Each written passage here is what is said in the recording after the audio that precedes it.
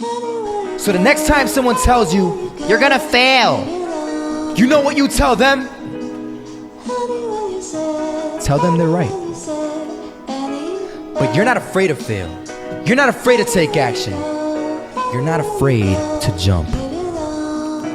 You're gonna fail 10 times, but you know what? It's cool. Because on the 11th time, you'll succeed. Oh, you'll succeed, all right. And it'll feel good. And while you're over here living the life of your dreams and complete happiness, guess where they're gonna be? That's right. They'll be failures, the real failures. Over there where it's safe, scared to fail. Ironic, isn't it? You know, a lot of people come up to me and they ask me, Marco, what is it that motivates you most? And to answer their question, I reply back with a question. I say, what if I told you that you had 1 week left to live? Would you regret not pursuing your dreams, passions, and desires? Would you regret not living your life to the fullest? Would you regret not spending as much time with your family, friends, or loved ones?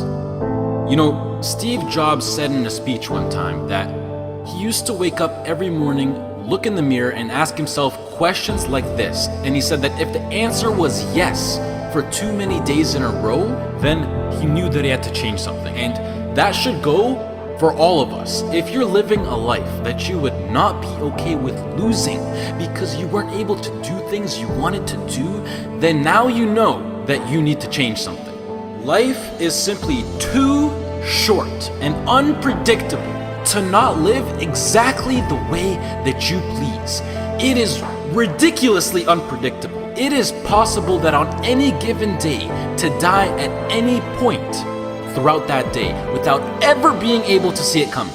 You know, when I was 13, I had this teacher who was an absolutely amazing person. I'd known him for several years then, and he had 2 kids, a loving wife. He was a man of God, contributed to the community. He gave us everything that he had, and he would bike to school every single day. I always remember him come to school on his bike, and one morning on his way to school, it was early in the morning, he was crossing an intersection. A reckless driver comes out of nowhere, hits him, he dies on the spot, on the moment of impact.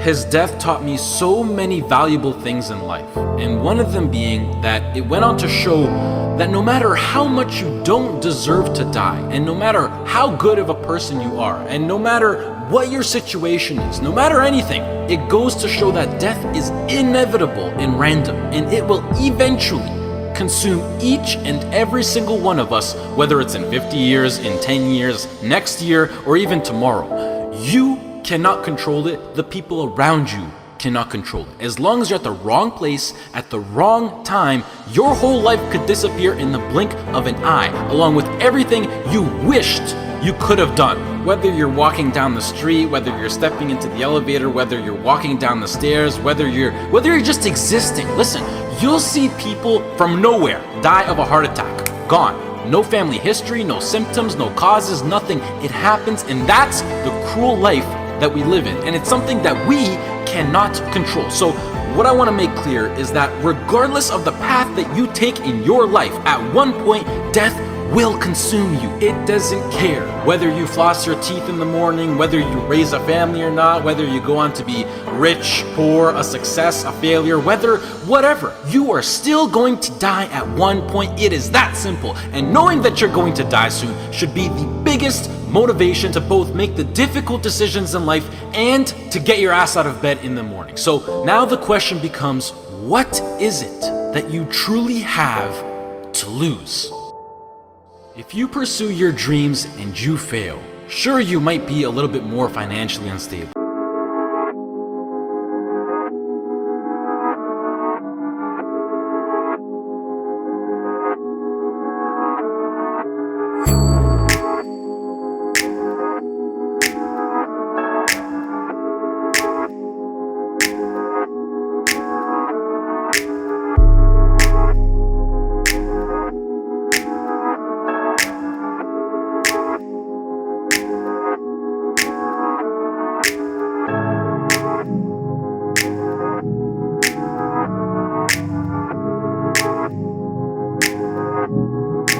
or your cousins or whoever. But what truly matters is you. You are in possession of a gift. You have a talent, and whatever that talent is, you can make yourself and the people around you a stronger and better place with it. But sometimes the only way to do that is to take a risk. At one point, you have got to take a leap if you want to make that gift that you have become a reality. Otherwise, society will gladly accept you as a 9-to-5 slave working just to pay off your rent and to stay alive and to live for the weekend, which is the absolute worst way to live.